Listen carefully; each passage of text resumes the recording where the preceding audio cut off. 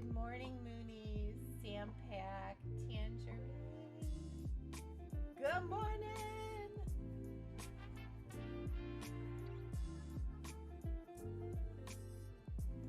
Good morning, Ann.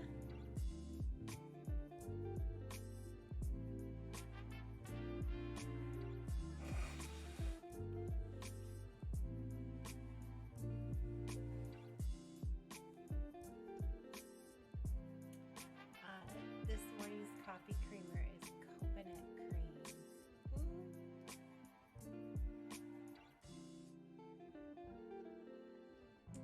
It's so good.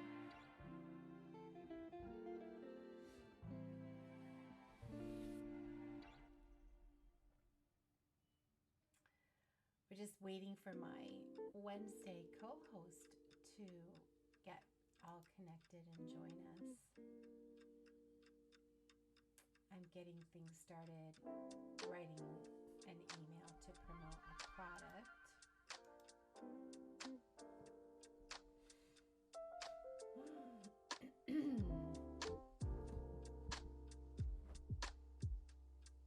My volume is low. How's that? Is that better? I turned myself down yesterday because Raven's volume was a bit low. I can turn myself all kinds of up. I have all kinds of up options.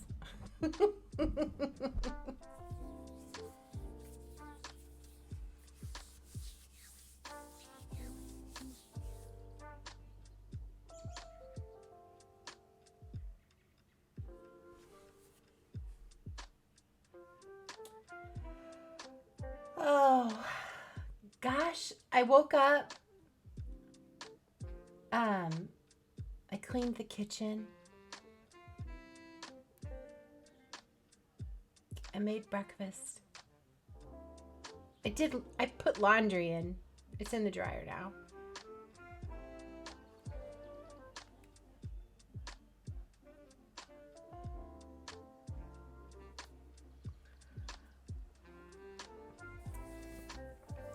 Sarsaparilla. I love these lo-fi videos. I mean, it's just repeating through this, the same bunch of coffee and tea scenes, but it's adorable.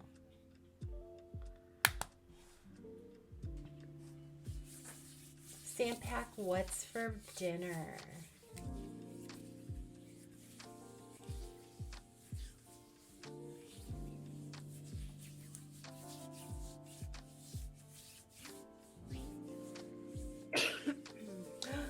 Tishia! There she is. Good morning. Oh, good morning. I'm so glad you're here with us today. Oh, it was like, oh my gosh, 4 o'clock this morning. And I was like, okay, it's 2.5 hours home. So if I leave now, I'll be like 30 minutes late. And then I'm like, but 2.5 hours on the way here turned to 3.5 hours because of the dog drama and his stinky butt. So I was like, okay, just a couple more hours, just hang out, chill. And of course, the damn dog is laying at my feet sleeping right now. I'm like, seriously? He's all kinds of worn out. Oh, yeah. So, I don't think ever in my life that I've ever been at the beach have I ever said I am ready to go home. I am so effing ready to get the hell out of this hotel and go home. Like, So, my poor dog. do you feel like you just won't bring him on? If Oh, hell no. Yeah. Yeah, Jaime and I have already talked about it. And the funny thing is, I brought him to the beach one other time. And when I got back, I told Jaime, never again unless you are with us. Well, the spoken rule was, well, you can go to the beach, but you have to take Gary with you because he feels better. My man feels better if the dog is with me because he's very protective. Um, it's crazy out here, but I mean, it's crazy everywhere in the world. So I totally get that, he wants me to feel he wants to feel that I'm safe while I'm here. Yeah. But our dog is just so damn anxious, and we bought CBD drops for him because everybody was like, we've tried stuff from pet stores, it did not help. Everybody's like, oh my god, CBD drops, they're like the best thing ever. They will like just calm him and he'll be so mellow. I don't know what the hell kind of dog people are like dosing CB drops with, but it is not no 80-pound dog because it's been an adventure, and I'm Yeah. just ready to go home. Yeah. Hello, everybody. Sam Pack's having pineapple chicken for dinner. Nami. Ooh, that sounds delicious. And yesterday was my brother's wedding. Luckily, everything went smoothly. Now I'm exhausted.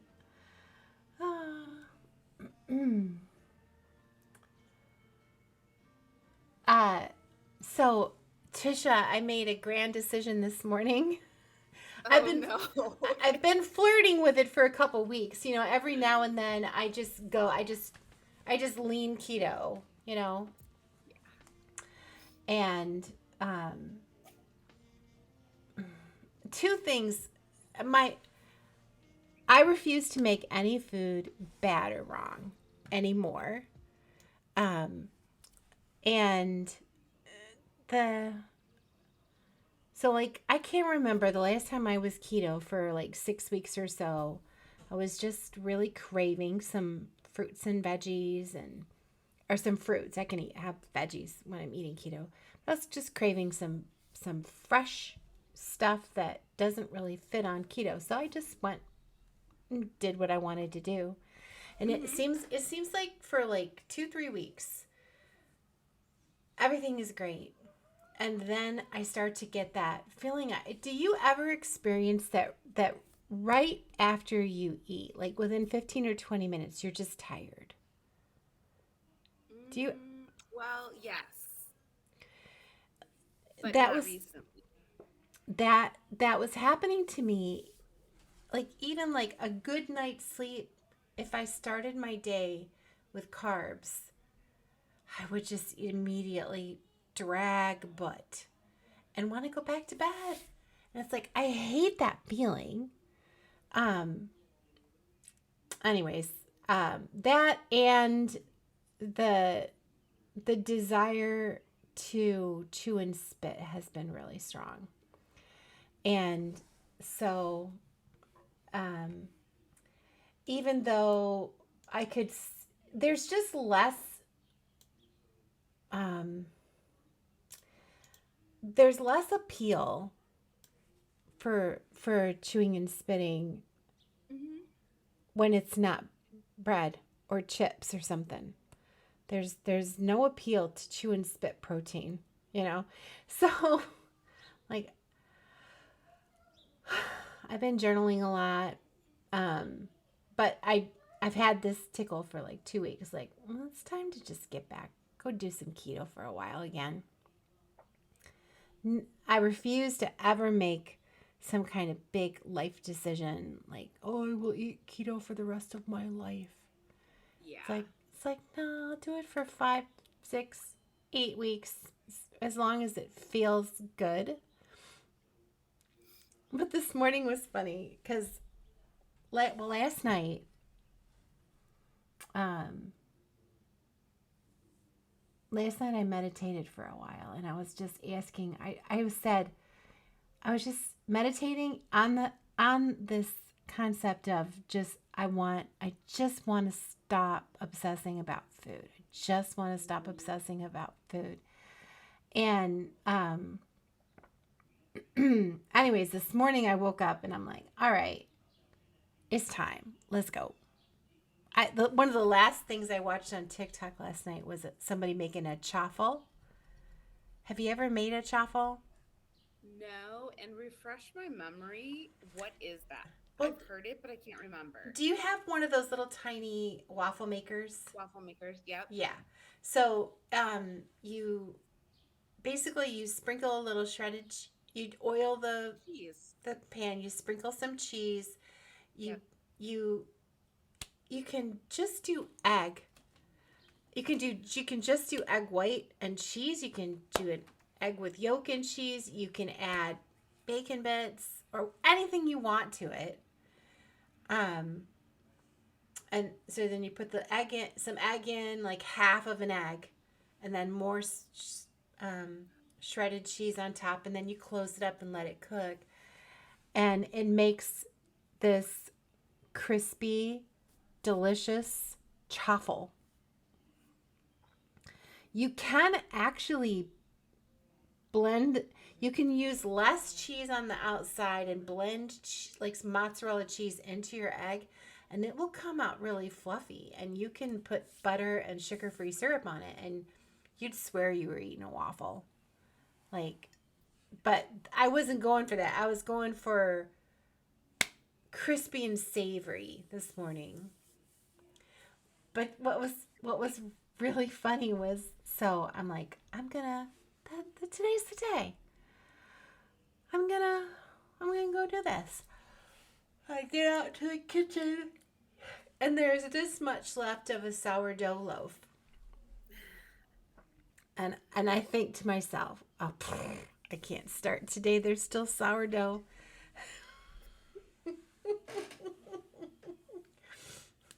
And then I made the chaffle and told Sean to use the sourdough. And Aw. I announced it. I announced it to the household. I am officially going keto for a while. So Yeah. I knew the reason that I knew what that word was because Jaime was doing probably low carb keto something um a while ago, and we went and bought two, and I think we saw it on TikTok. So we had went and bought two of those little mini waffle makers, and he was making those ahead of time to take for his breakfast every morning after he got out of the gym. So I was familiar with the word, I just didn't remember. But as soon as you said the waffle maker, I was like, cheese. yep, yep. There's um we use that little waffle maker to make Ava waffles. She asks for waffles at least once a week, and Oh, it works for a 7-year-old, But like if you're we should get a bigger waffle maker for when there's more than one person wanting to eat a yeah, waffle because it takes a long time cooking them one at a time. yeah. But yeah, so I did two chaffles this morning with butter on them, Nice. and I have salad fixings. I I don't when the last 2 years when I don't look at it as a diet. I don't look at it as a restriction. I look at it as this is a choice. I want this. I feel a certain way when Yeah. I'm eating very low carb. And that's like, Kelly, that's one of the other things that I get really frustrated with the body positivity community. And I owe my community content because I'm like, oh, I'm creating content about this. But there there's just this, it's there's like a black and a white side of TikTok, meaning that like this there's no gray area for some of them. So like one side of it is, you can't lose weight, you can't do any sort of, like, if you're restricting yourself of anything. So like you're doing keto currently, they would say that that is a diet because you are restricting, like other foods and stuff. So like that side of the TikTok or the body positivity community is, I mean, they would like beat you with a wet noodle if they heard you say that. And like that, like I just get so freaking frustrated. And that's why, well, I mean, the body positivity community has been a huge part of my journey over the last several years. And I'm just really seeing things lately that I'm not happy with. Well, and but this is going to be true in every single community. Think about the work at home Yeah. mom community. you know, um, the back when I was working home, Moms Talk Radio, and I would speak about pyramid schemes and get rich quick schemes and get rich quick schemes. Oh my God, I can't talk this morning. There's always neighborhoods of a community that doesn't like what other neighborhoods are doing. Yeah. No biggie. You do what you want to do. You create what you want to create.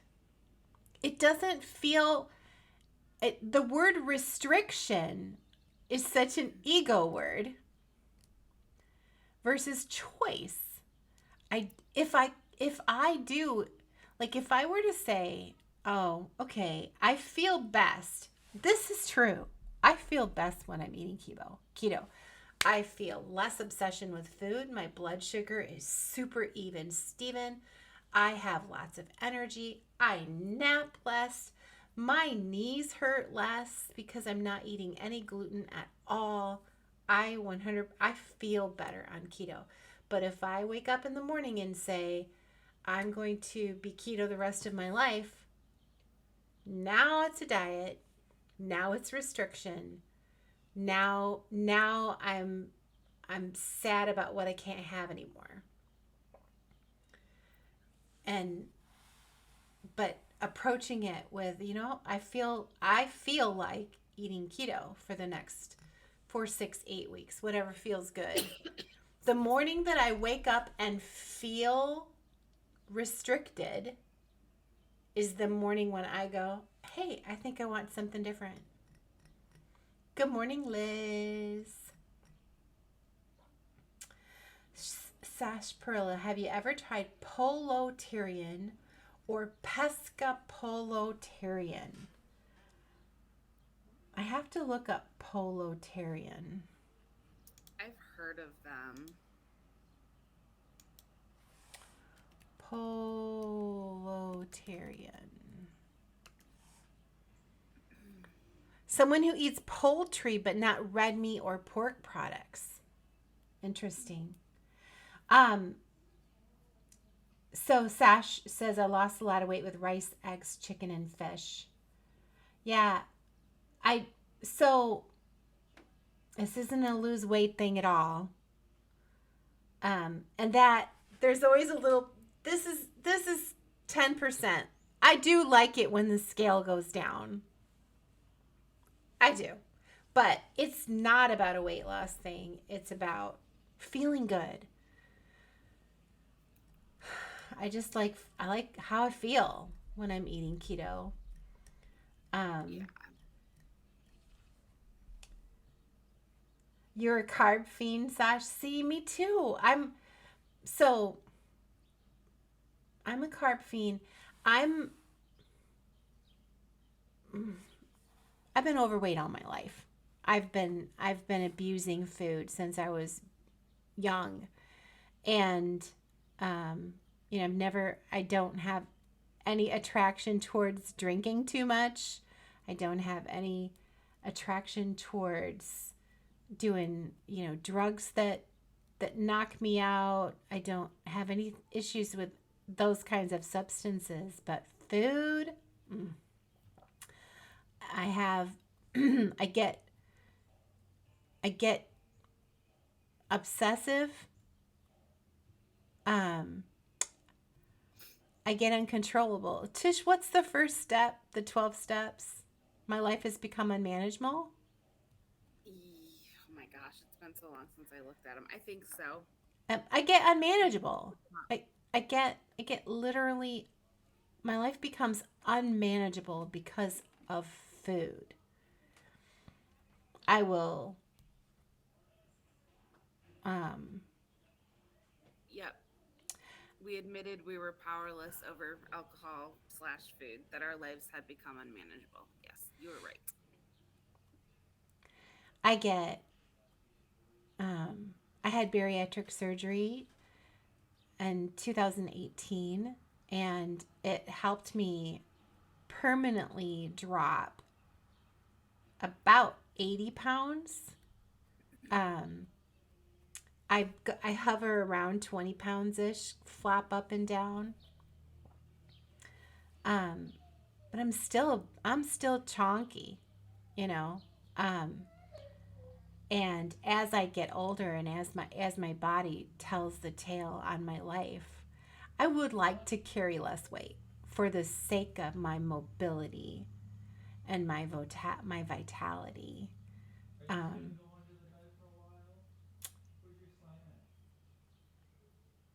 um, Sorry, I was listening to something my son was saying to my grandson out there. The but after the surgery, I developed an eating disorder. I started to chew and spit out food, and that that scared me. That overwhelmed me. That showed me that while I don't regret bariatric surgery at all. Um,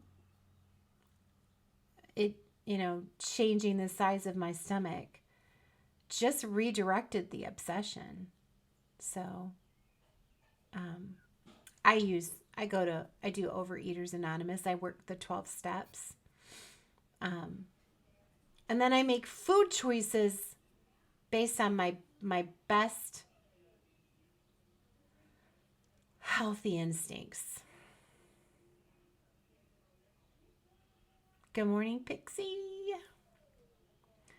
Liz says my mental health is so dependent on eating well. Sugar, alcohol, processed food begins the downward spiral.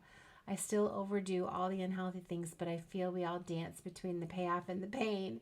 When the pain is worse and the payoff is pleasurable, we change. Yes. Yes. That I did I did this funny thing last night. I had a few M&Ms left, and um I can't get this to do what I want it to do.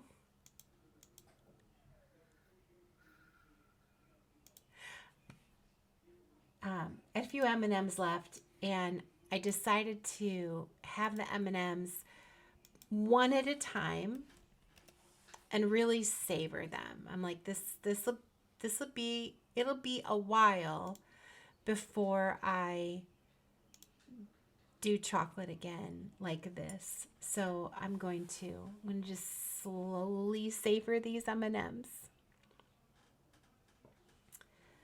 And Yes. Oh, sorry, I didn't mean to interrupt. no, that I enjoyed them very much, but I noticed that when I really focused on the slow savoring, I enjoyed it less. Isn't that bizarre? That is really so. That is one of the techniques. So I have an eating disorder, and well, I haven't done any therapy sessions recently because it's so damn expensive, which is sad. But that's a whole nother rabbit trail I could go down. But when I was seeing my therapist very regularly back last year, when I went into therapy for it, she said, "How comfortable are you eating in front of me?" And I was like, okay, I'm willing to be open and try something. So that was like a technique that she had me do. She had this package of, it's like one of those trail mix packages. There's nuts, there's M&Ms, raisins.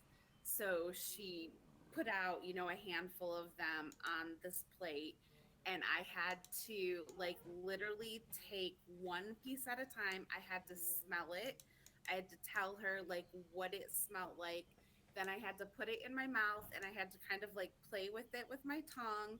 I had to tell her, like the texture and like what it was feeling like. And then I could finally, bite it and eat it and chew it. And then I had to tell her, like that experience. And it was very, like, in that moment, I it was, well, one, it was freaking awkward. But I did do it. My homework was to do that for, I think, 7 days, or I don't I don't remember for sure, but to do that at home and to just take my time, be present when I was eating, um, and then kind of journal my thoughts. And uh, probably like the first couple days, I was like, okay, I'm noticing that I am enjoying things more because I'm being so aware of like the flavor, the texture. And then after that, I was like, yeah, screw this. This takes too long. I want to be able to and mindlessly, eat. So The yeah, it didn't last very long. Did you do the chocolate experience with Raven? Mm-mm. So back at the beginning of the pandemic, Raven was doing these virtual experiences, and one of the experiences that we did with her, we received a packet in the mail with ceremonial chocolate in it. And some of the chocolate was made for like a hot cocoa drink, and but there was other chocolate that we were just supposed to hold on to. And so we were supposed to make the hot chocolate and get the chocolate and come to the Zoom room, and there was a facilitator there who guided us in savoring the hot chocolate. It was a very thick, amazing hot chocolate.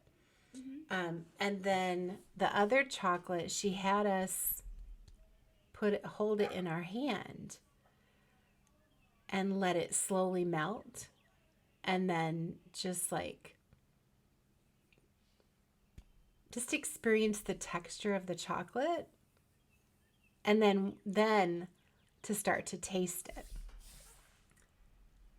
Benicia, you remember it? You did it with us. It was That chocolate was delicious savored. M&M's is just not that delicious of chocolate. It's it's the crunch. Sweet.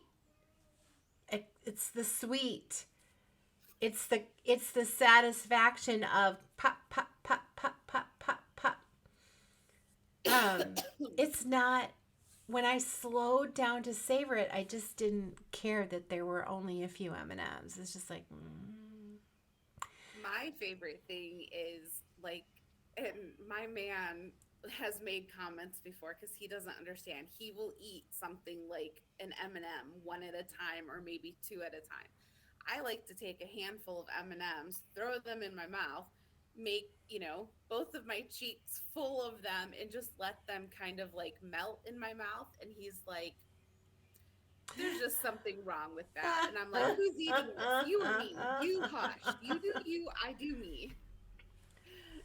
Pixie says, I have a love hate relationship with food. Mostly, I feel guilty for anything I eat, and my mental health body image suffers for it. Yep. I don't feel guilty about what I eat anymore.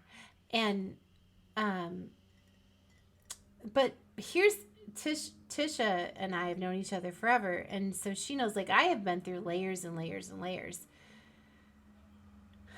One of the first things to go was to stop beating myself up about what I eat. Um, years ago, I was on a road trip to go visit my friend Therese, and I had been keto for a little while, and I was still in the place of I'm keto and I'm keto for the rest of my life. But on that road trip, I stopped, and I became overwhelmed with a desire for pizza. And when you're eating keto, sometimes you can order a pizza and just eat the toppings. So I kind of fooled myself into thinking I'll do that. But then once the pizza got there, I ate the pizza. And the next morning I was feeling like shit. I was beating myself up, and I was relaying to Therese. I said, I fucking blew it. I don't know what possessed me. I ordered this pizza. I ate the whole thing, and now I hate myself. I'm such an idiot. And she just listened, and then she stopped and said, you know what I would really like to see change about all that? And I said, that I wouldn't order pizza, that I wouldn't do that.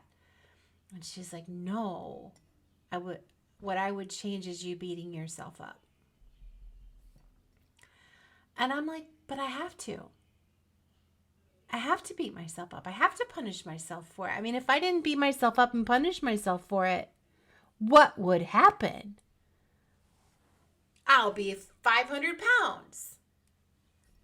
And she's like, how's that working out? Like, how is a lifetime of beating yourself up working out? And that was the beginning of me getting curious about, can I just not beat myself up? Can I just say, well, I chose that? Uh, So oh, sorry, go ahead. you go ahead. Um, I went through this whole, so again, going back to the body positivity space, that has been over the last, well, since 2018 when I found that space, that's been this, massive integral part of my self-love journey. And I went through this phase where, so finding that community, like the fat acceptance, all that, I I went from like one extreme to the next. So I had known nothing but dieting, yo-yo dieting, gaining, losing, um, losing, gaining, gaining more, losing, gaining more, like my entire life. So in 2018, when I said, I'm done with diet culture, I'm done with dieting, I'm ditching the scale, I I didn't know. I was like, okay, this is really scary to me because that all I've ever known is that, that yo-yo cycle and dieting. But then I find this community and all of a sudden I go from, you know, that dieting mentality to now all of a sudden I'm like, okay, I found this amazing community and it's like it's okay to be, fat and beautiful, and then I was like, I was using that as an excuse to, okay, well, I'm just gonna, overindulge in everything and anything that I freaking want to, which that's not like what that community is about. So I went, from one extreme to another extreme. Then when I went into, and at that point I was still, good food, bad food, even though I had ditched diet culture, I still was so ingrained in thinking like, oh my God, I'm indulging in all these chips and cookies and this. I'm still being bad. So I lost my train of thought. When I went into therapy, like one of the things that we worked on for, oh my gosh, probably like my first 4 sessions with her was learning that food is not good or bad. And that has been probably one of the like biggest changes for me is just realizing that food is just food. It is not good, it is not Mm-hmm. bad. I choose to eat a cookie. That is not bad. If I choose to eat yogurt, that is not bad. And then I had to train my mind to think, okay, food is just food, it's not good or bad. However, there are more nutritious foods and there are less nutritious foods. So it's just been, well, it's a journey. Like, oh my gosh. And sometimes, even though I'm not in that, like diet mentality space, um, it's been really difficult lately with all of my health stuff going on. And so my doctor had me start like tracking things to see if I was eating more of the, unhealthy stuff, less nutritious foods, if that was causing more of the pain versus if I was eating more nutritious foods, if that was, not causing so much pain. And that, I guess, maybe because I have an eating disorder and restricting and tracking calories and tracking what was going in and out of my mouth in the past, I've really struggled. I've had to stop, tracking because I'm just like, it's becoming, I want to binge and purge. I was like, I cannot track. And thankfully my doctor is really like, amazing, but I'm still like losing weight, which it was really concerning. I've had, like a gazillion tests done, tested for cancer. Thank God it wasn't that.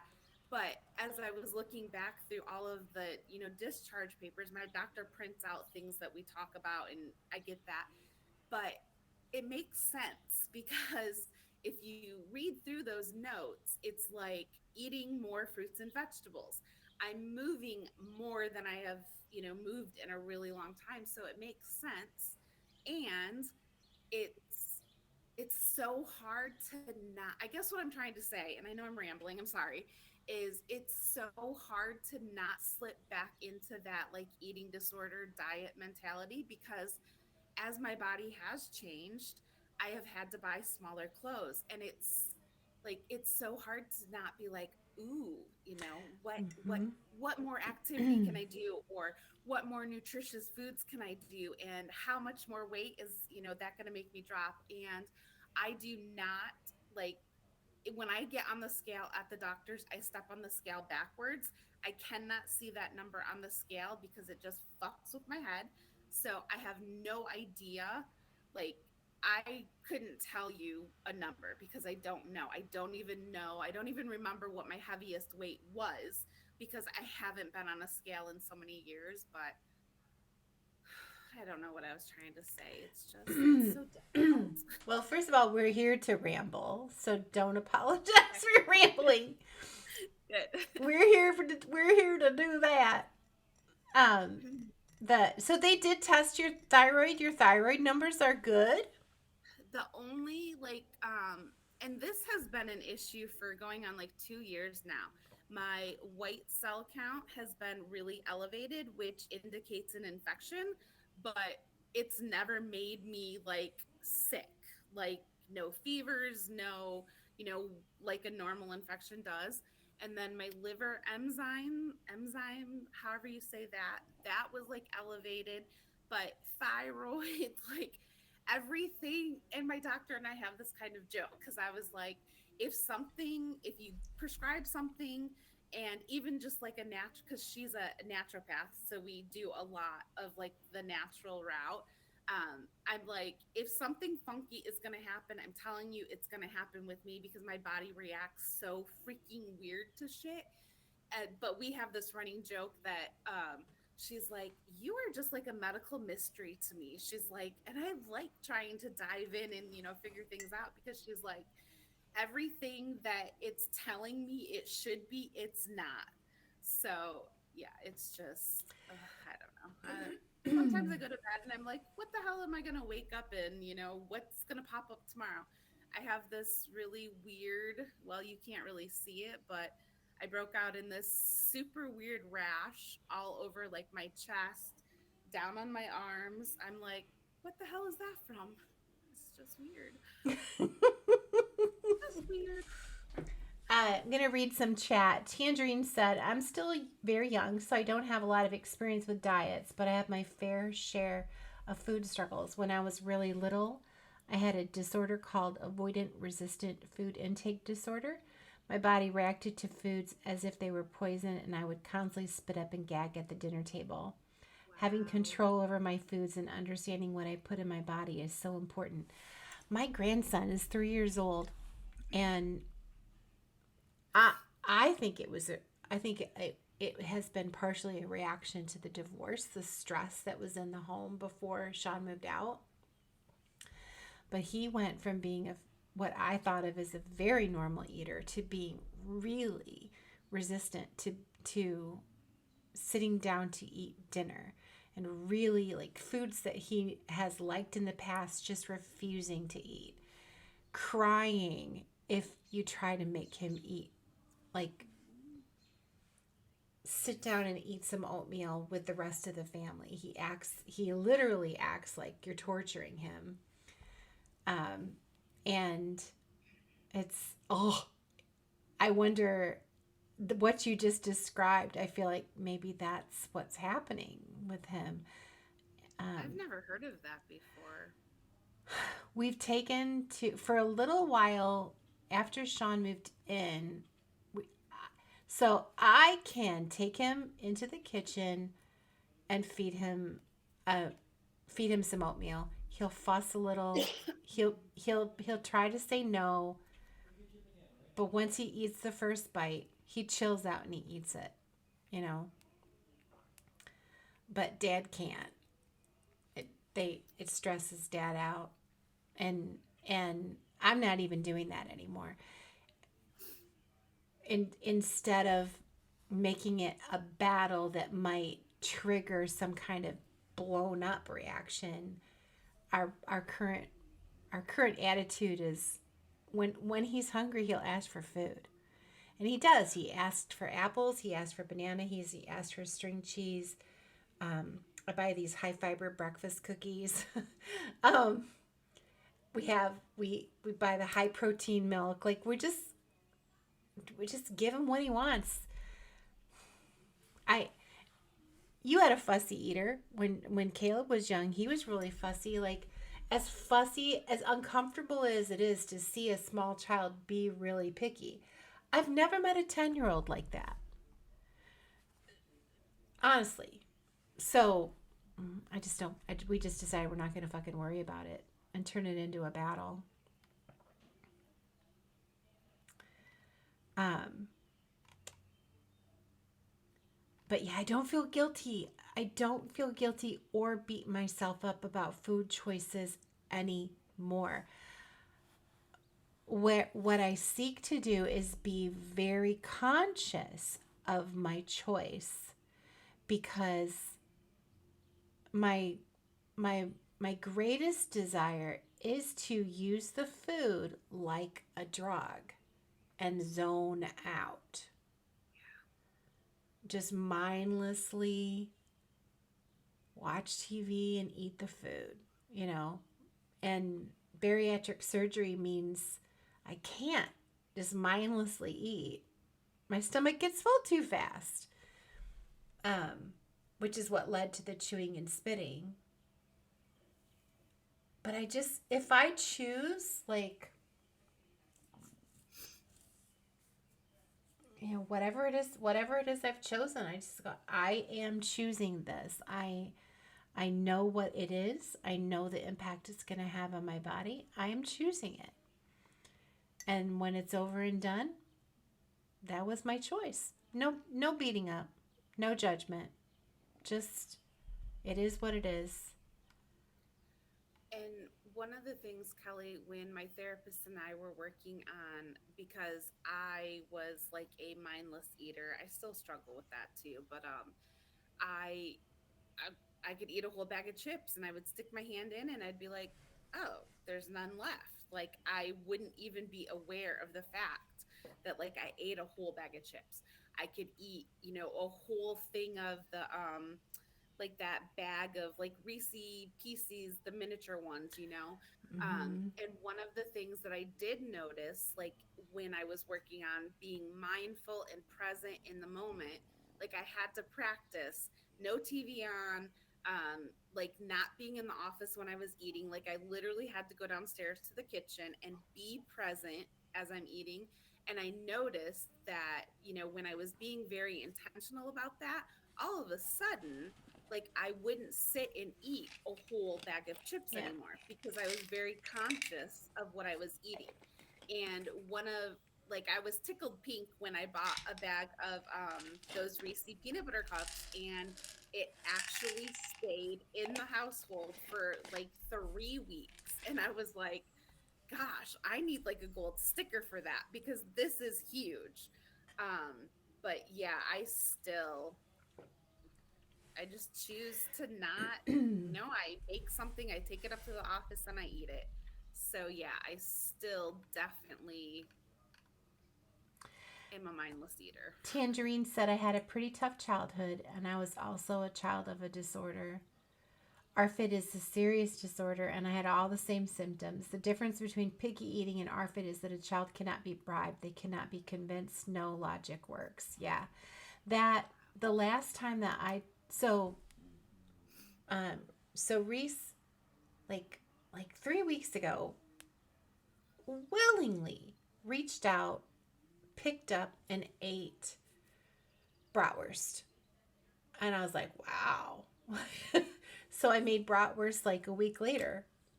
Nope. And I'm like, you like it? Come on, Here, give it a try. Here. can you Nope. lay down? Like, And I'm like, oh God, if he could just get it in his mouth, he'd remember he likes it.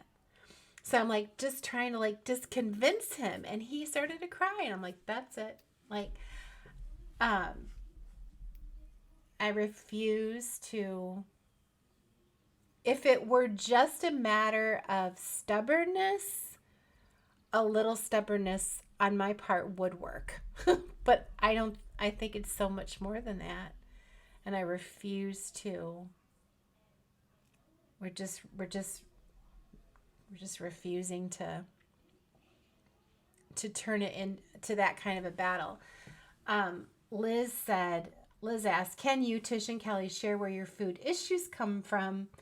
That's also a fascinating unveiling. That oh my God, we would need a month. Yeah, But that's not a quick answer, but childhood for sure. yeah, I had a mother who was always on a diet, um, and my mother was I mean, I don't think my mother ever weighed more than like 170. She was never a big woman, but she felt like she was overweight when she was, not what she wanted to be. So she was always on a diet. Um, and she was always judging my food, even though I was not an overweight child. I was a super active tomboy, tree climbing, bike riding, fort building kid. And but she restricted food. She would force me to eat things I didn't like. And she would restrict me. We were not allowed to go into the kitchen and get a snack. You you ate when she said you eat. And if she deemed that I'd already had enough to eat, then there would be no snack. And so when I was young, um, I would um, I would sneak bread. Like there was nothing. I couldn't risk the sound of like getting into a cereal box, but I could risk getting a piece of bread out of the bread drawer and sneak it back to my room and eat it. And it would and we're talking about wheat bread. We're talking about there's nothing that great about it. And it's plain. No butter, no peanut butter, no jelly, just plain. But I would sit there and I would play with the bread. I would ball it up and then chew it and just savor it. It would be a whole production. And I realized it was my first experience with comforting myself, zoning out with food. And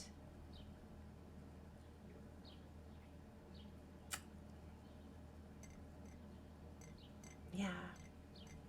Yeah, mine stems from like the very thing that traumatized me was being put on a diet in fifth grade. And the same person that put me on that diet in fifth grade locked me in a bedroom at my cousin's birthday party when all the other girls were having cake and ice cream because you're too chubby. You don't need this. And then that same night at that same birthday party, we all went downstairs and all the girls were eating Doritos, and I love Doritos. But I was handed a bag of carrot sticks and celery and told again, you're too chubby, you don't need this. This is better for you. So mine definitely comes from like that fifth grade shit.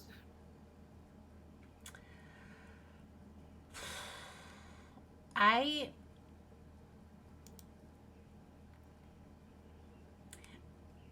uh Tangerine, have a great day. Love you. Um Pixie says, my fourth grade teacher told my parents that the reason I didn't play with the other kids in class was because I was too fat to get off the floor. She said this in front of me. I wasn't. Those kids were so mean to me, I didn't want to play with them. But from then on, I was hyper aware of how my body was viewed by others. Yeah.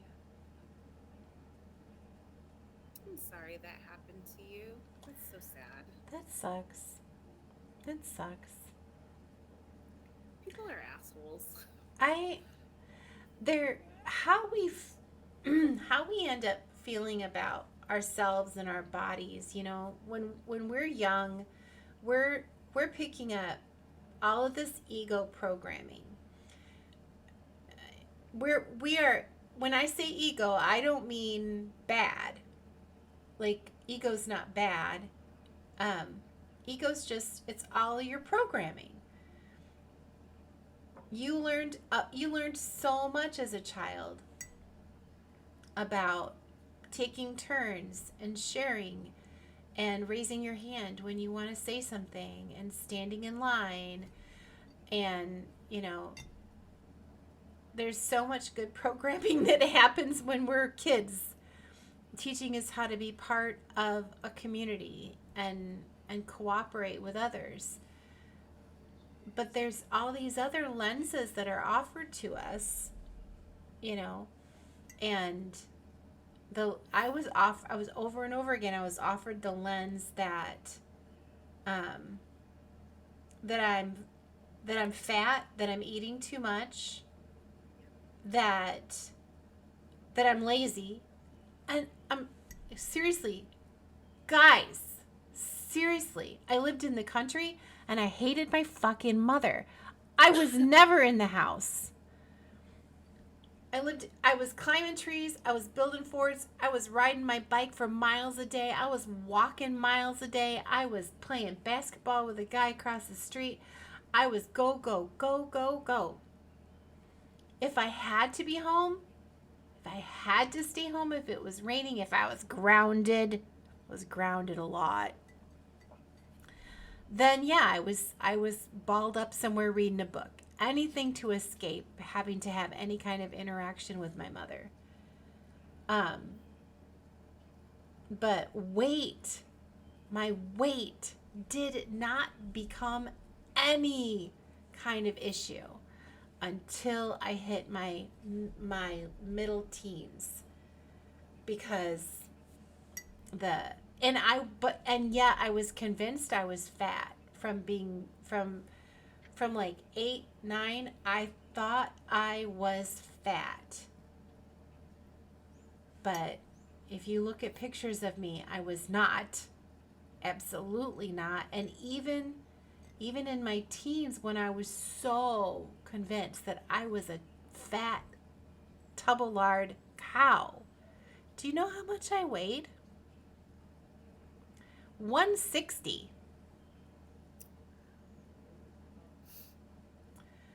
I wasn't fat.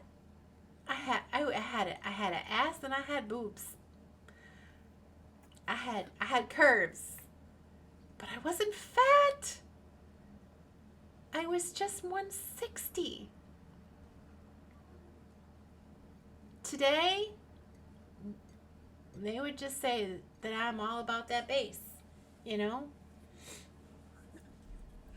But man, I was so convinced I was fat. So by the time I'm 20, I'm 180.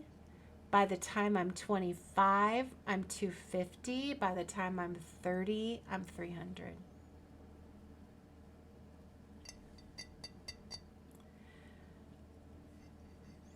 And I specifically remember too. So I used to have this favorite outfit. They were these little black shorts, and this white shirt that had like three cats on it, and it was like this puffy, like material, and the shirt was. It wasn't like a crop top. It was just shorter, so my belly showed a little bit, and the shorts came up. I was in probably sixth grade, seventh grade at this time. Um, So the shorts weren't like booty shorts, like my butt wasn't hanging out or anything like that. But my stepmom, I was on a family vacation with my dad and my stepmom, and she told me, I think it's time that you stop wearing that outfit. And I was so, like, I didn't understand. I was like, but why? This is my favorite outfit. And she said, because you're chubby, so you don't want to be showing your belly, and the shorts are too short because it's showing your jiggly thighs. And just being devastated that, oh my gosh, here is my favorite outfit, and now I'm being told that I'm too fat that I can't wear it. My good morning, Nan, brother. Um,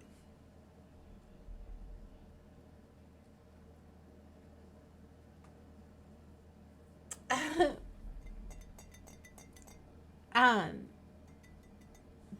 when I was being a foster mom, one of my foster daughters, 14, um, I boy, oh my gosh, I learned so much about our body's reaction to trauma as a foster parent. Um, and um, in her home of origin, she was her food was extremely restricted. So when she was out of that home and moving through different foster homes, she was eating everything she wanted, and she was gaining weight. And by the time she came to me, when we went to the doctor says your liver enzymes are elevated, and I'm concerned about this, and I'm concerned about that, and you've had a very significant 80-pound gain in the course of a year. Um, and we're just really worried about this, so please try to eat healthy, move more, and it was extremely challenging. We went to her therapist to try to get a recommendation for a trauma trained nutritionist, because the last thing you need at this juncture is to be shamed for what you're eating.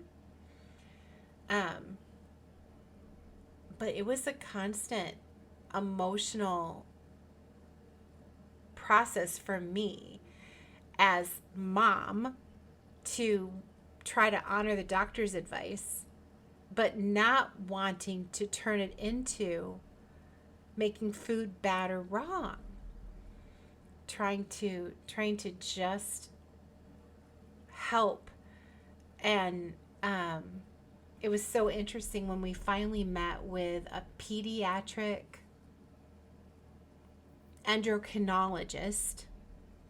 That person said, what's happening in her body is absolutely a consequence of all the severe traumas.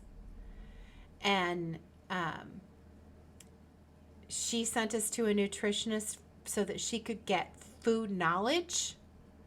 But she's like, I don't want you judging her. I don't want you restricting her portions. I don't want you commenting on her portions. I don't want you, making any food good, bad, right, wrong. Like, none of that.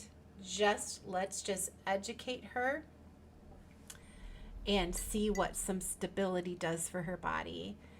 And I just thought, what if I'd gotten that message at 14? That, hey, what's happening with your body right now is a reaction to the trauma. So let's just make sure you have all the best information. I mean, I have no idea what the trajectory of that child's life is going to be in the long run, but I'm glad that we didn't contribute additional food trauma in the situation. Um, Liz asks, do either of your moms recognize their damage now that you're adults? My mom's dead. And no, she never became self-aware enough to know anything. And my mom was just awful in other ways, not weight related ways. But my mom is very aware, and we have had numerous conversations, and she has apologized for, things that she did when I was younger. And I just remind her, you were doing the best that you could do. So, but as for the ex stepmom and the ex aunt is just a crazy bitch, anyways. So, but so interestingly, she was one of the people that I was concerned with when I released my journal, Kelly. Because at the end of it, when it's, about the author, it mentions being put, or maybe at the beginning of the story, I don't remember, but somewhere it mentions being put on my diet in the fifth grade, and that started, like my food issues. And she was pissed after she bought the journal, because she reached out to me on Facebook, and she was like, I can't believe that after all these years you're publishing and talking about this stuff. And I didn't even respond to her, because really what I wanted to say was, fuck you, lady. You're the reason that all my fucking food issues and shit started in the first place. But yeah, it was just like, I knew. I mean, I guess that's what happens when you start sharing, about trauma that happened in your childhood, and published things. No names were mentioned, but she knew specifically who I was talking about. Sash Perla says, I wonder what causes someone to constantly need to lose weight even when they're slender, like your mother, Nana. My hubby is like that, and I always try to give him body positivity, but he's always so down on himself for not being as thin as he was back in school. I wonder what causes this or how we can help. There's this concept, Bellany DeShong, she's liveatchoice.com. Both Tisha and I coached with her for a little while. She talks about core filters. We know we're programmed with beliefs. We're programmed with concepts. If I ask you, is it okay to kick a kitten? Everyone knows it's not, but only because they were programmed that it's not okay to kick a kitten. You know, we were programmed by our parents, our families, our classmates, media. We were programmed, we received messages.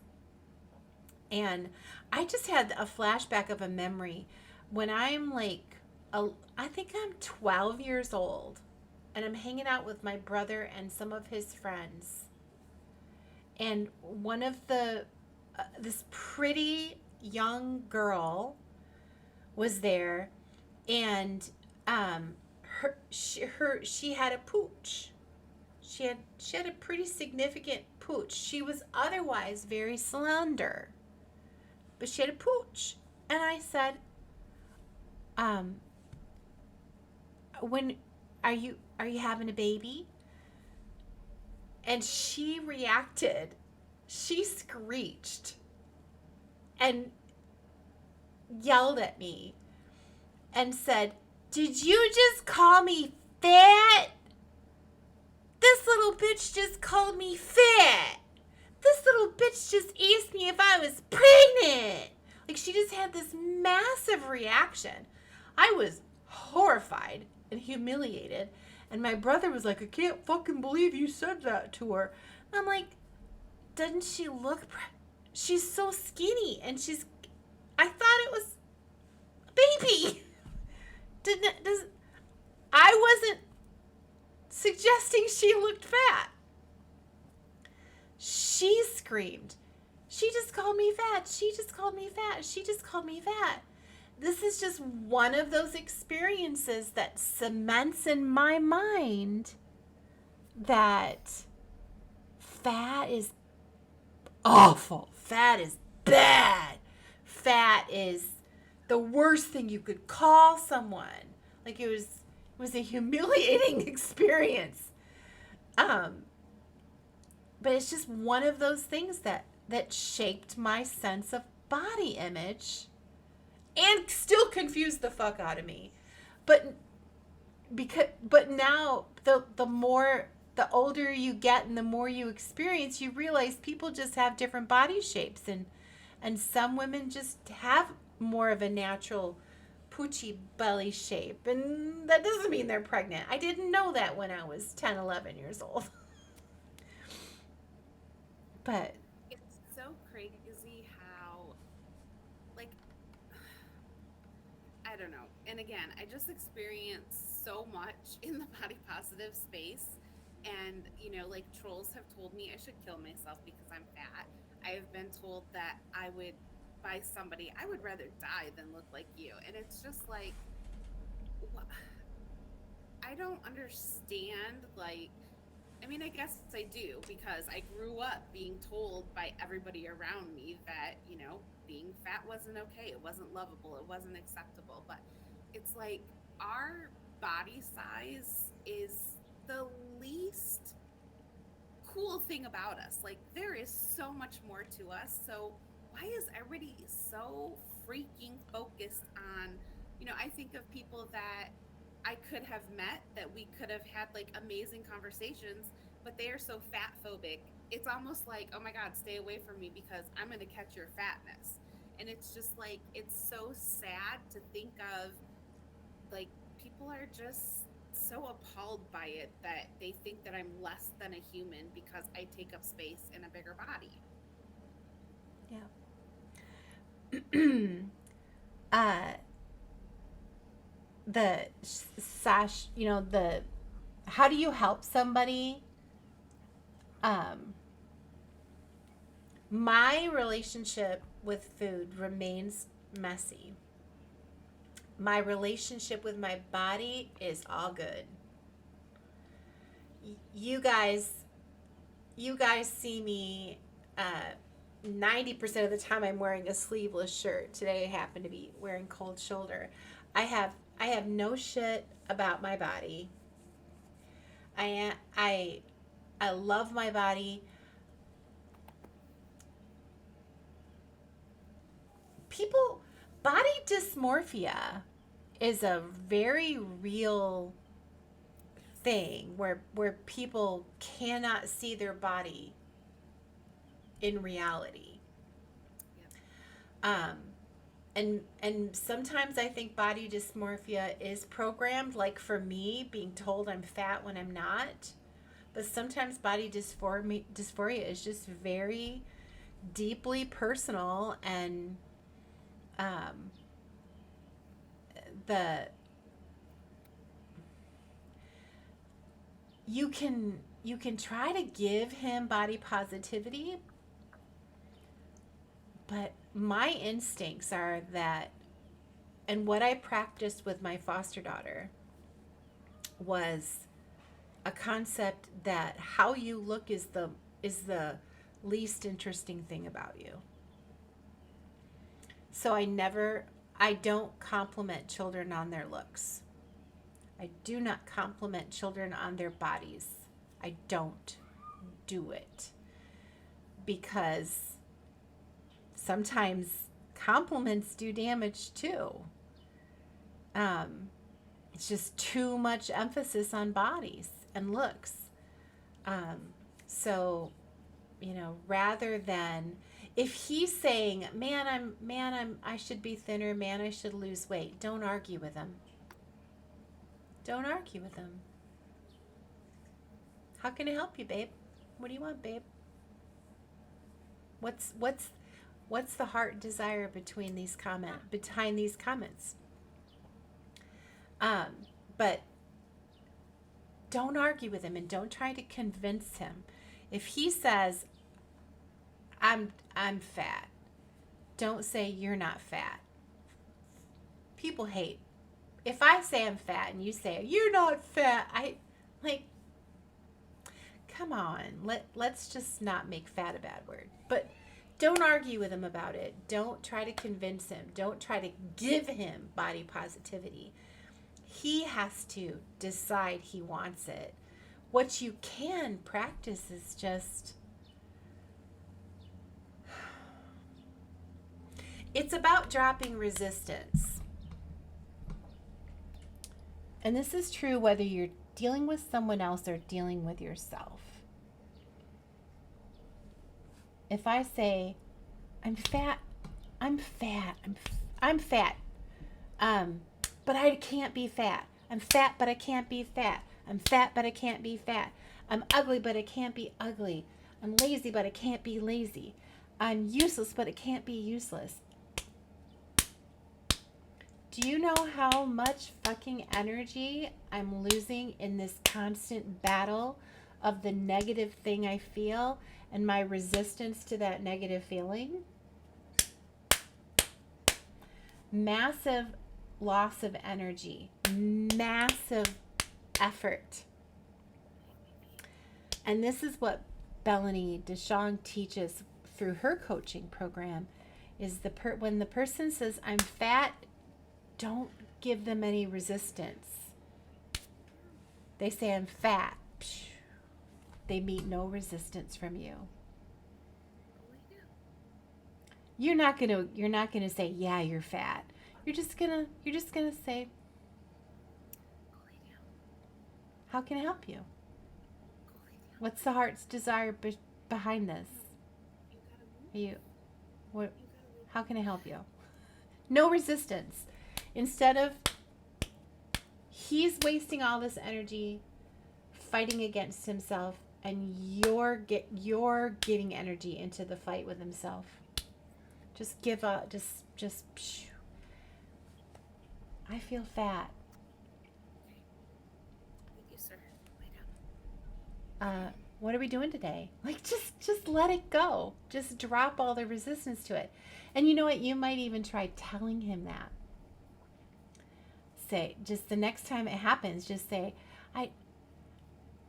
I'm uncomfortable when you talk bad about yourself, and so I've noticed that I'm always trying to make you feel good about yourself every time you feel bad about yourself, but I don't think that's helping either one of us.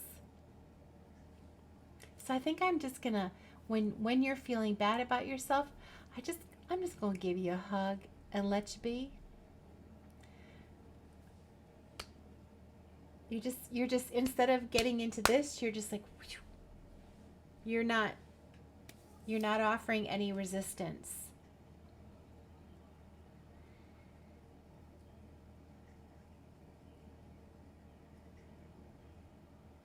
For myself, some of my feelings about my body, being as overweight, the highest number I ever saw on the scale was 379. It probably got higher. Being that overweight for that long, when I started to lose weight,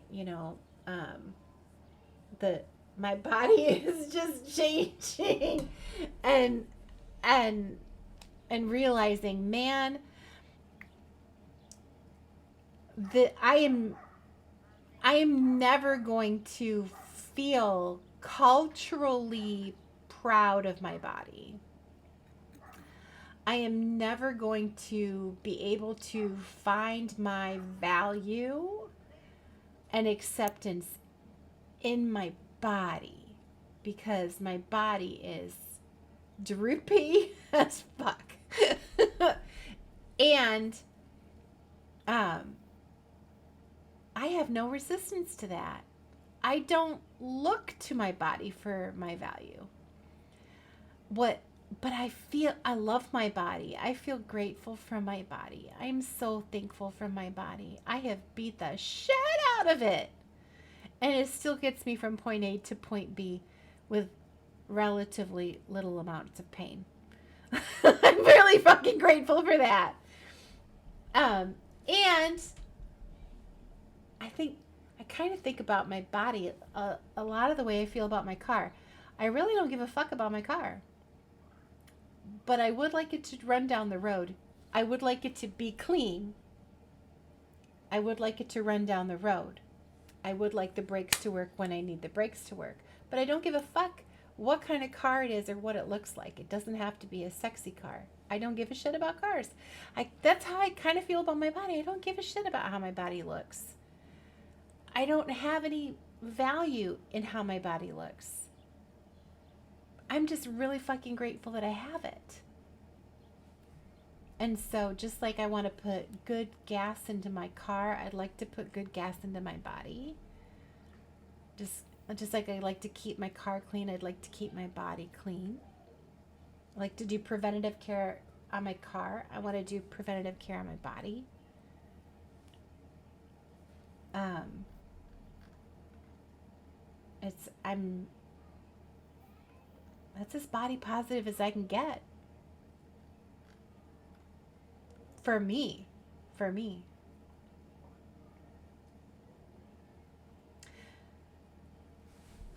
Nan commented earlier, that's the evil part of labels. Sometimes when we are labeled constantly, we start believing in those labels for ourselves. Yes.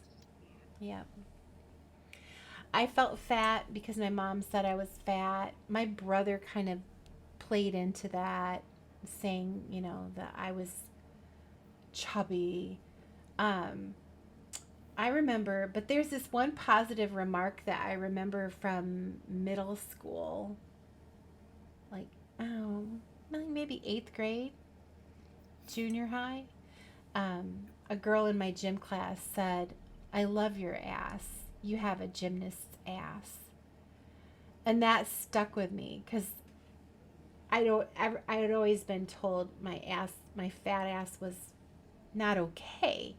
And to have this one woman, this other student say, oh, you've got a gymnast ass. Then I was obsessed for the next year looking at gymnast asses. You know, like what is a gymnast ass and why is it good? And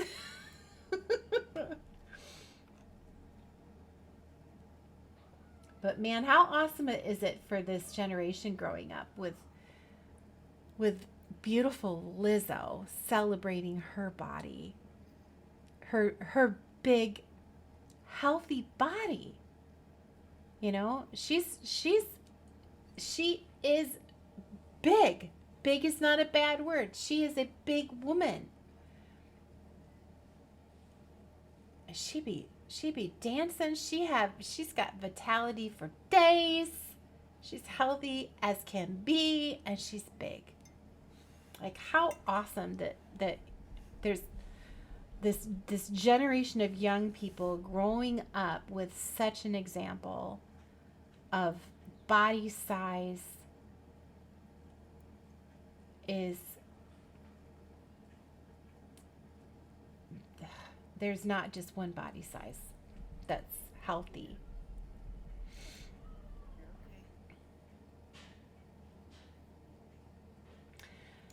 Liz says 12 years ago I finally spoke up to my mom when this conversation happened. Mom had said, Liz, you're a big girl. My neighbor lost weight and I have some of her pretty close clothes that you might like. I just looked at her and very calmly said, Mom, you could have said that same sentence without starting with you're a big girl. She just shrugged, no awareness at all, but I felt good saying it.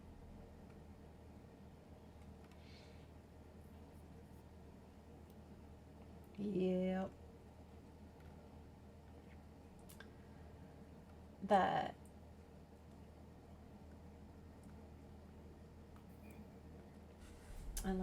I love this conversation, Tisha. Me too.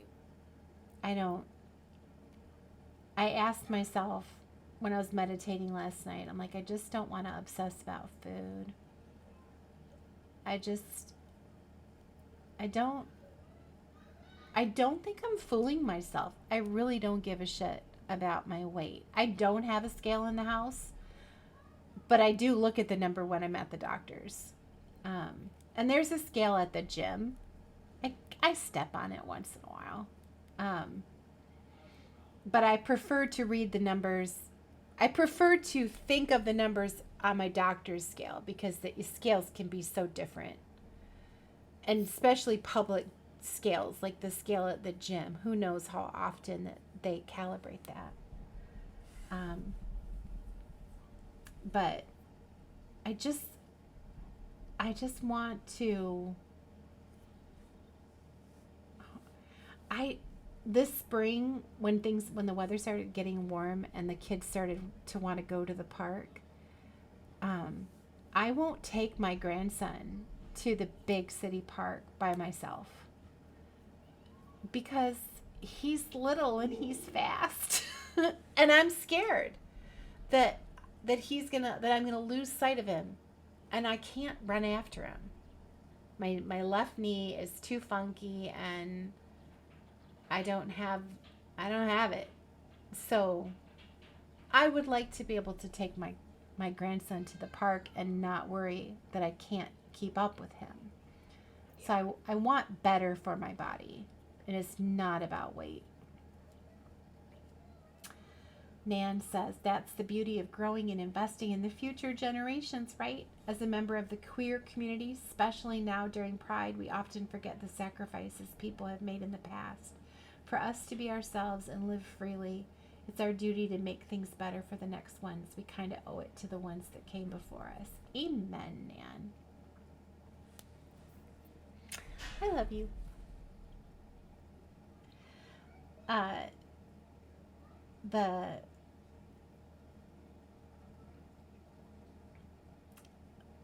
there are a lot of body positive women who we really do owe a lot to. Like the first few people that started to stand up and say, you know, fuck you and your standards. Like now it's almost it's not that there isn't still hate. Tisha, you know this. There's still lots of hate out there, but but when new people there's it's more accepted. The message is more accepted. But yeah, there's a fairly decent comparison to um, to the queer community in Pride Month. The kind of reactions that you get, like when somebody comes after a body positive person and says, "Well, I'm just worried about your health. I'm just worried about the example you're setting for others. I'm just worried about, your life." And then the same thing happens with people who come and boycott pride events. "Well, I'm just worried about your soul. I'm just worried about the children. Just worried about the example you're setting for the children." It's like, fuck your worry. You just the person who's the person who slams a body positive person is finding value in their body. They find value and worth in their body. They're proud of it. They feel good about themselves because they have that good body. And so they look at you and think you can't possibly feel good. You should also be working to look good.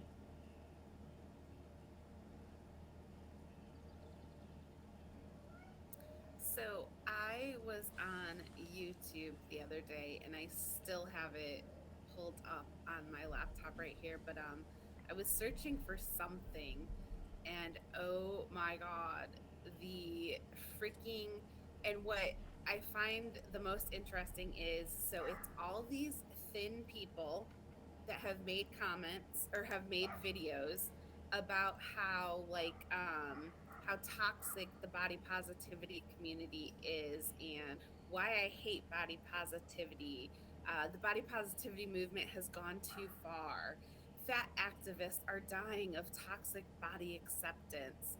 Like it's just video after video after video, and I'm just like, holy crap! There are some people that really don't like the body positivity community.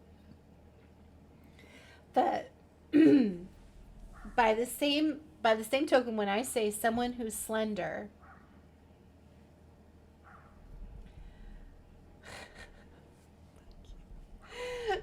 someone, I know one of my mods will take care of that. Um, when someone who's slender judges a bigger person because they feel good about their body, they are finding worth and value in their slender, healthy body and judging bigger bodies. Same fucking thing happens.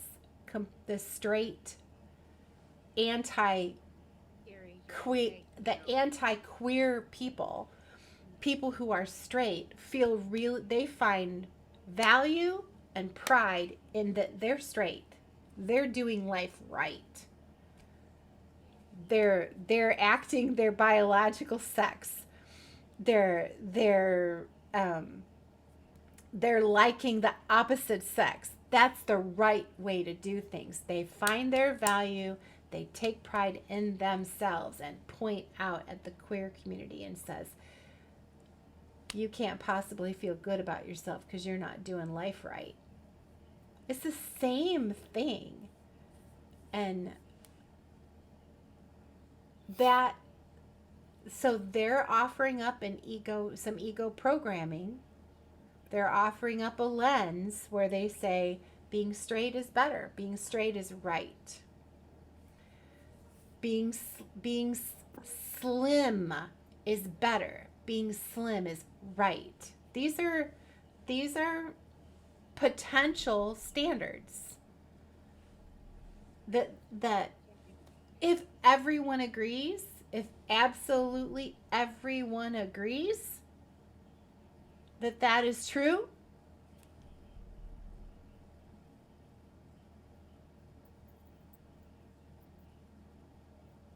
that sucks. But of course everyone doesn't agree.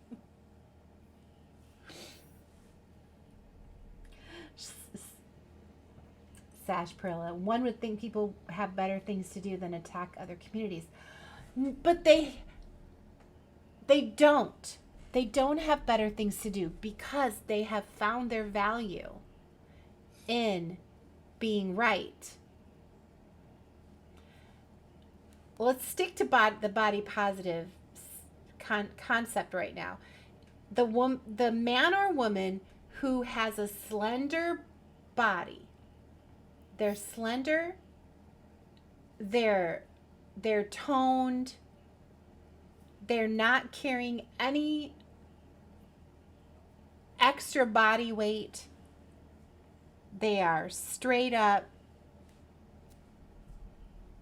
Barbie doll, Ken doll type, young, fit. If that person says, "Ooh, I've got a slender, fit, culturally acceptable body, I'm awesome." If they are finding their value in that body, their value, their worth is in their body, then they have to attack big bodies because they have found their value in being the right size. There are lots of people out there, though, who have slender, tone bodies that don't find their value in their body. They find their value in their soul, their being. They don't feel any need to attack someone who's a bigger size because they're not. That's not where they found their worth.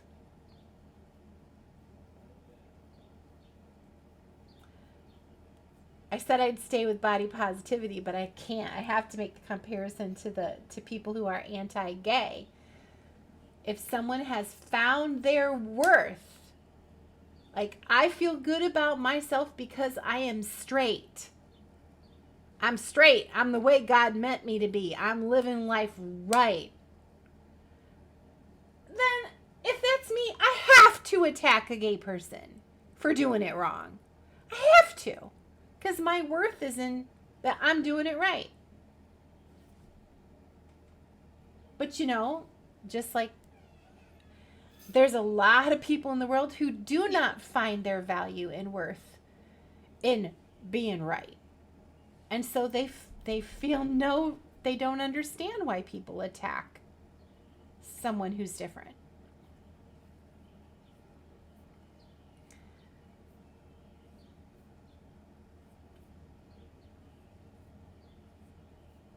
But man, Nan, your post was so good. We owe our gratitude. Owe is a funky Here, word, but here, I yeah. want to give gratitude to people who've come before me. The people who blazed the trails of body positivity.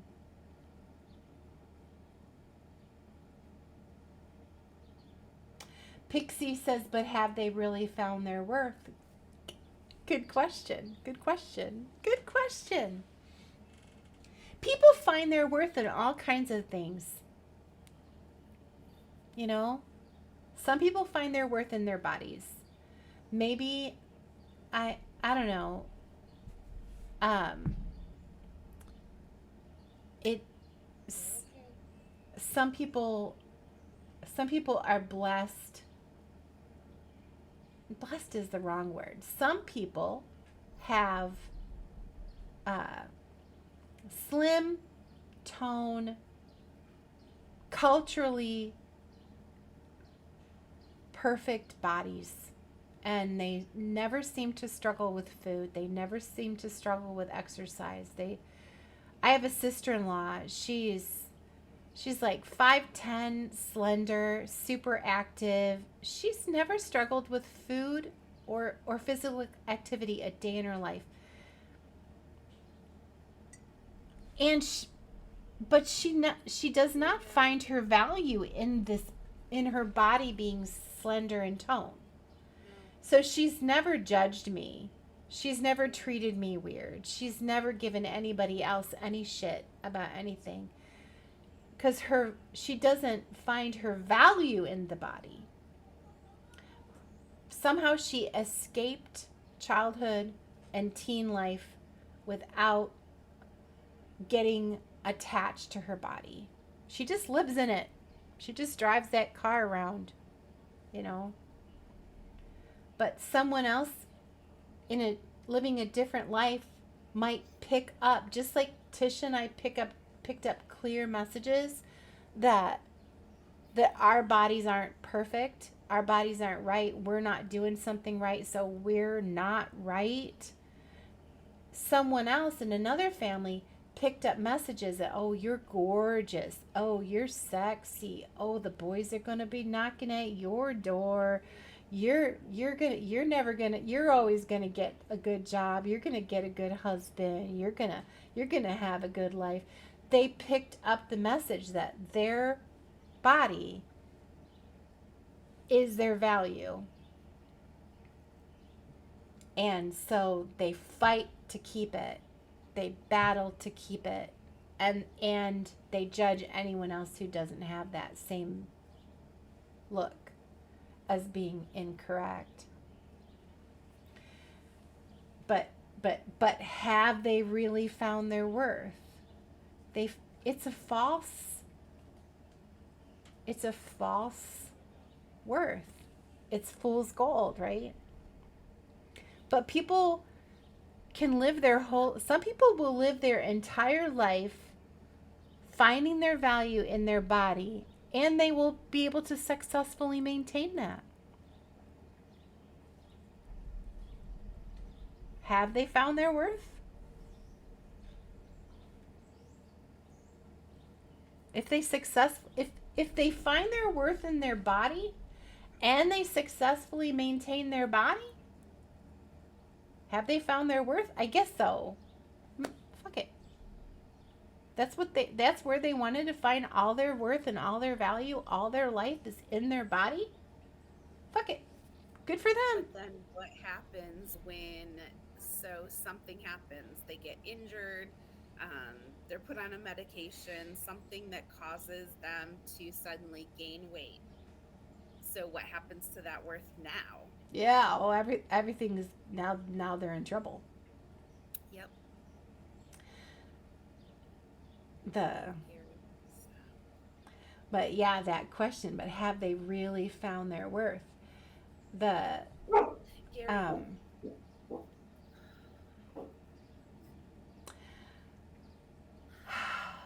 the I found my worth for 45 plus years. I found my worth in being helpful, Gary, stop. being helpful, solving problems, um, being filling gaps, meeting needs. Um, I don't know. Where do I find my worth today? Gary. I find I my perspective, my spiritual perspective is that we're all connected to one another and we're all connected to some higher source. I'm fuzzy on what that source is, but I feel we're connected to one another and we're connected to some source. And I find my value in I'm here, I'm alive,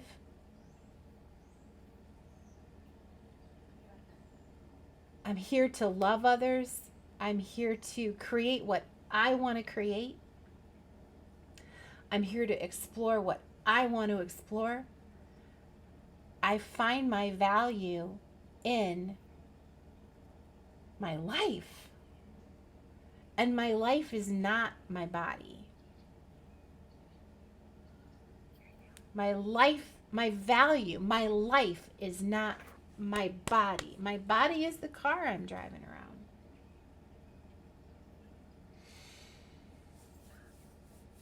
Nan says that's why it's important to have multiple valuable things in life. Yes. I don't find value, I don't find my value in anything that I do. I do it because I have value. I don't find value in anything that I do. I do it because I have value. Lay down.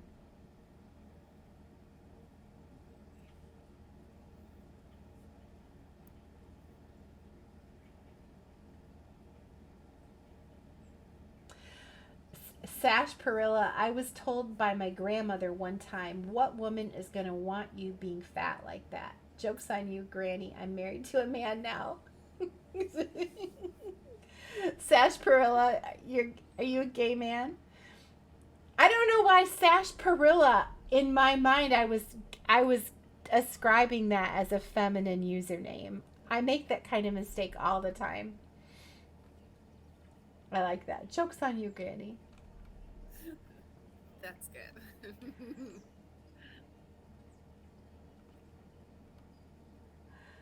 Um, yeah. Pixie says that's where the value is, Nana. You got it. We are. I used to be a Christian. I don't identify as Christian anymore, but I was a Christian for 20 some years. Gary. Um, No. and, you know, Gary. I. Christianity gave me a lot of belonging, but mostly it satisfied my need to be right. I really liked to be right. And I used to find a lot of my value in being right. And now I find no value in being right. I say it all the time. I could be wrong. I could be wrong. I'm talking out my ass right now. I'm just like we're just spitballing here.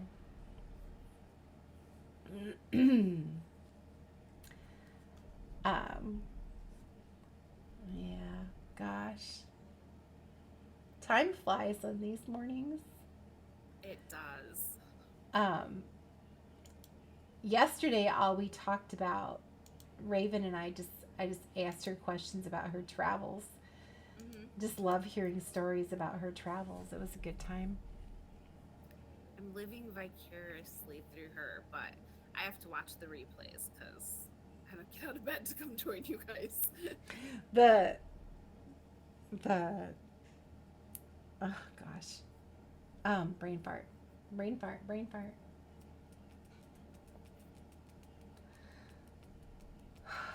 Um, oh God, I completely forgot what I was just gonna say.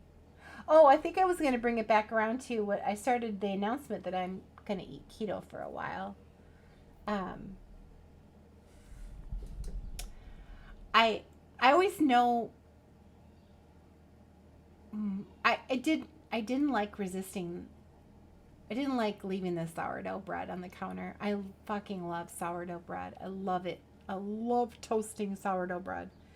Um, but once I made the decision to make the chaffles and I was enjoying the first bite of the chaffle, I started to feel excited. And that's when I know like timing is perfect. I really am ready to just do keto for, a while is when I get excited about all the yummy keto foods that I can look forward to. If I go into something with a I have to, ought to, should eat right, then I'm just setting myself up to feel like shit about it all. But because I'm just excited and curious, I can't wait to tackle some of the recipes I've been seeing. Get over here. Gary, get over here. We're going to leave in a minute. Get over here. Come on. Poor Gary. Poor Gary. Poor Gary. Poor dog mama. Are you gonna go see the water before you leave? Oh my god. No. I'm taking him out to go pee, poop, getting in the car, and we are going. I'm I've reached that limit that no more. Can't do it. But then, he's sitting here all calm and he's so innocent looking right now. Huh. That Hi. Gary. Oh, he doesn't care because I'm, holding the ball. There, Caesar Milan has a show. Did you ever watch Caesar Milan? Yes. Um, He's the dog whisperer. yes. Well, um, his new series is um, is called Better Human, Better Dog. It's on Hulu. Do you have a Hulu subscription? I do. I highly recommend it. Um, it is.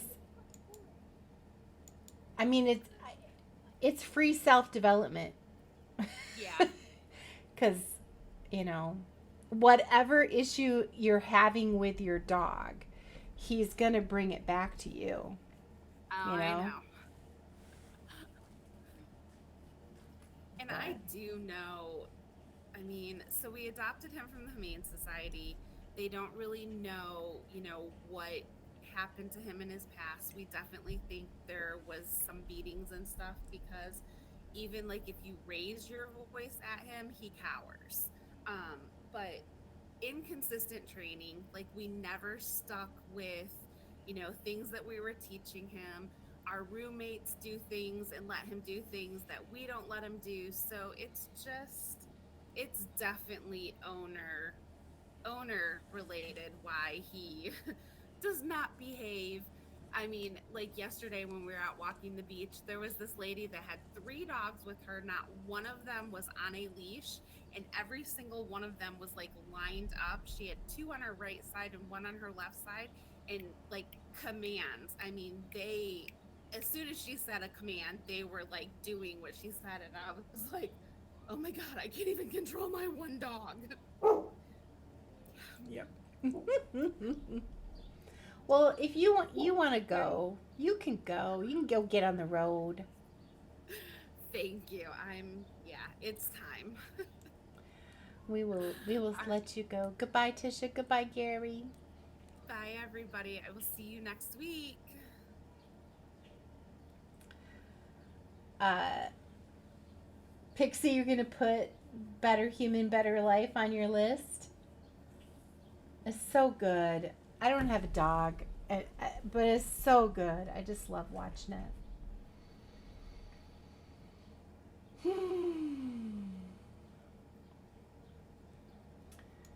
So today's an easy day. Well, it's sort of an easy day.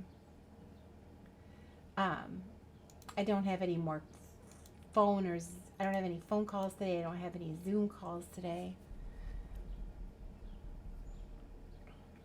Moonies.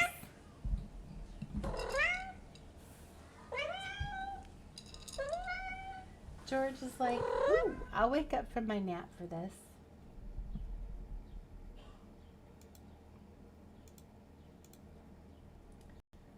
Do, do, do, do, do. He was chilling.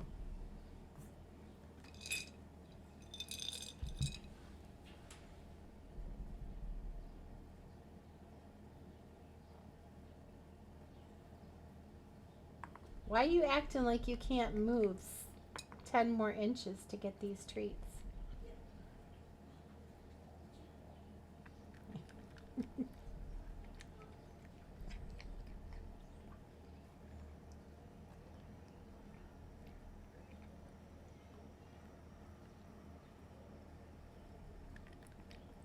You're a good boy.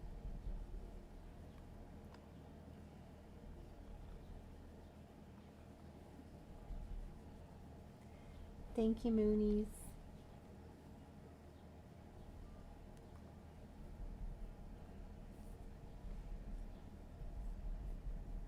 Time to relax and do some DST. I do have some work to do. Yesterday I did a self-love workshop, and um, I'm I'm working on um, a workbook, some worksheets to go with it. So last night I was um, doodling around words to put this workbook together. So like every time I'm emphasizing an ego word, I I made real sharp angular doodles. And when it's an essence word, then I use flowy, soft, rounded. Um, why do I have two cameras? Hold on, George.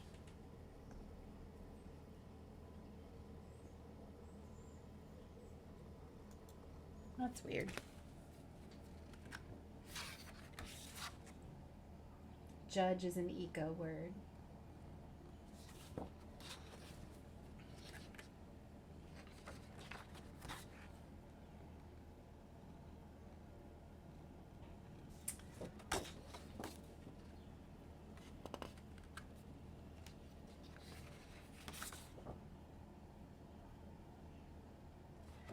So I have two more. There's two visualizations, um, and I want to do some doodling around these words, and then I'll scan them all in and um, incorporate the doodles into the workbook.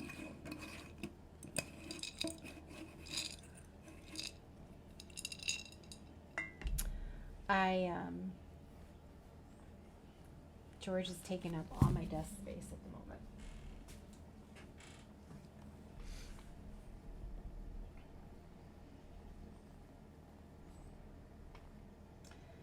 So I need to do some doodling. I need to write some emails.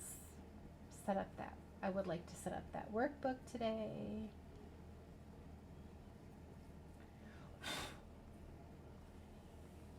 You're hairy, George.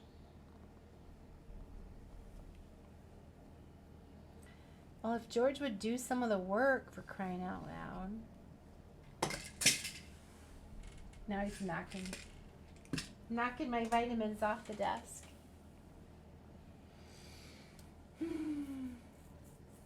Well, thanks for spending time with me this morning. Thanks for hanging out with me and Tisha. Tomorrow, Michelle Garrett is my co-host.